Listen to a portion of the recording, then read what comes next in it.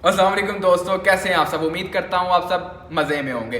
17 साल की उम्र में कैद होने वाला लड़का जो कि 22 साल बाद जेल से रिहा होता है, सजाए मौत का कैदी जो कि अपनी जवानी जेल के अंदर गुजार देता है। मैं हूं फाद, आप देख रहे हैं फैक्ट्स इन सेकंड को। जो मेरे चैनल पर नए हैं मेरे चैनल को सब्सक्राइब कर लें। तो दोस्तों यहाँ पर शुरू करते हैं वीडियो को। तो ये कहानी है एक 17 साल के नौजवान लड़के की जिसके ऊपर 302 के तहत फांसी की सज़ा सुना दी जाती है और उसे 22 साल जेल के अंदर कैद करके रखा जाता है। और उसका कसूर ये बताया जाता है कि उसने गांव के अंदर एक डकैती होती है और एक मुद्दई पार्टी उसका नामजदगी में नामजद करती है उसे। और जब कोर्ट के अंदर केस चलता है तो उसके बाकी साथियों को उमर कैद और इकबाल रांझा, जिसका 17 साल नौजवान लड़का जिसका नाम इकबाल रांझा है, उससे सजाए मौत सुनाई जाती है कि भाई इसे अब फांसी पर लटका दिया जाएगा। इकबाल रांझा जो है वो हर प्लेटफॉर्म पाकिस्तान का इस्तेमाल करता है, चाहे वो सुप्रीम कोर्ट हो चाहे वो हाई कोर्ट हो, लेकिन उसकी कहीं पर भी सुनवाई नहीं होती। पाकिस्तान का कानून, चूँकि आपको भी मालूम है कि उसका कानून पाकिस्तान का बहुत ही दुनिया से मुख्तलिफ है, क्योंकि 1995 के अंदर एक ऑर्डिनेंस भी जारी होता है कि नाबालिग लड़के को या नाबालिग जो भी सज़ा याफ्ता होगा उसको 302 के तहत सज़ाए मौत नहीं दी जाएगी। लेकिन वो सिर्फ एक ऑर्डिनेंस ही होता है, उसका इम्प्लीमेंट नहीं किया जाता। उसकी जद में आने वाला 17 साल का नौजवान लड़का जो कि उस टाइम नाबालिग कैटेगरी में ही आता है, लेकिन उसको सज़ाए मौत सुना दी जाती है, जो अभी हाल ही में रिहा हुआ है। और इकबाल रांझा का कहना ये था कि मैंने अपनी 22 साल ज़िंदगी जेल के अंदर गुजार दी और मैं रोज़ ये सोच कर गुजारता था कि आज मुझे हकाम बाला आएंगे और मुझे सज़ाए मौत यानी कि फांसी पर लटका देंगे। दोस्तों उसका कहना ये था कि मुझे हर रोज़ ये इस बात की फ़िक्र लायक रहती थी कि मुझे अभी के अभी फांसी पर लटका देंगे। और मैं अपनी ज़िंदगी 22 साल घुट घुट कर मैंने जेल के अंदर गुजारी है। दोस्तों आप अगर इमेजिन करो, हम लोग 10 दिन भी कैद रूम के अंदर नहीं रह सकते और उस इंसान ने 22 साल अपनी ज़िंदगी जो है वो जेल में गुजारी है। उस इंसान का कहना ये था कि मेरे घर वालों ने अपनी हर चीज़, अपनी जमा पूंजी, हर चीज़ मुझ पर लगा दी और हर चीज़ बेच दी और मेरे केस के ऊपर लगा दी। दोस्तों जब इकबाल रांझा का आखिरी वक्त आता है और उसे फांसी पर लटकाने के लिए लेके जा रहे होते हैं, उसकी आखिरी मुलाकात उसके घर वालों से करवाई जाती है, तो उसके पास अल्फाज नहीं होते जो वो अपने घर वालों के साथ जो है वो बात कर पाता। वो सिर्फ एक दूसरे को देखते हैं और देखते चुप रहते हैं, कोई बात नहीं करते।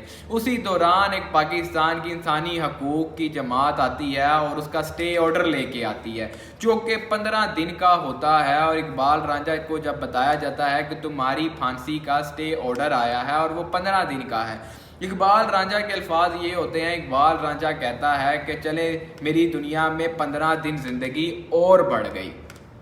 दोस्तों जब वो इंसानी हकूक़ की तंजीम इकबाल रांझा से मुलाकात करती है तो इकबाल रांझा रोते हुए, जिसकी तस्वीरें आपको वीडियो पर नज़र आ रही हैं, ये शख्स इकबाल रांझा रोते हुए उस तंजीम के आगे गिड़गिड़ाते हुए कहता है कि मेरे पास तो अब पैसे नहीं हैं कि मैं केस लड़ सकूं, चूँकि मेरे घर वालों ने हर चीज़ बेच बाच के मेरे ऊपर लगा दी है, तो मेरे अंदर तो इतनी वसादत और इतनी हिम्मत नहीं है कि मैं केस लड़ सकूँ।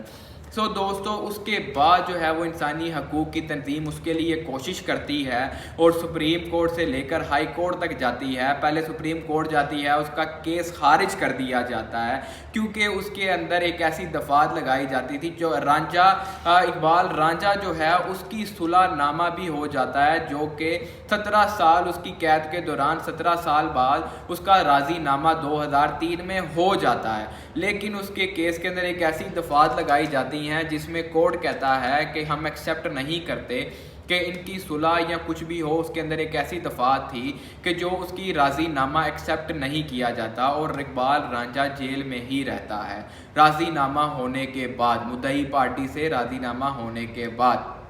तो वो इंसानी हकूक़ की तंजीम जब सुप्रीम कोर्ट में जाती है और कहती है कि हमारे मुल्क का कानून ये है कि किसी भी नाबालिग इंसान को जो है वो सज़ाए मौत नहीं दी जाएगी, और इसका तो फिर भी राज़ीनामा हुआ है, फिर भी इसे रिहा नहीं किया गया, वहाँ से उसका केस खारिज कर दिया जाता है और वो सुप्रीम कोर्ट में ये रिट दायर करते हैं कि ये देखें, ये इंसान 22 साल से कैद में है और इसके ऊपर सज़ाए मौत की दफ़ात हैं, इसका राज़ीनामा भी हो चुका है और ये नाबालिग था जब इसके ऊपर दफ़ात लगाई गई।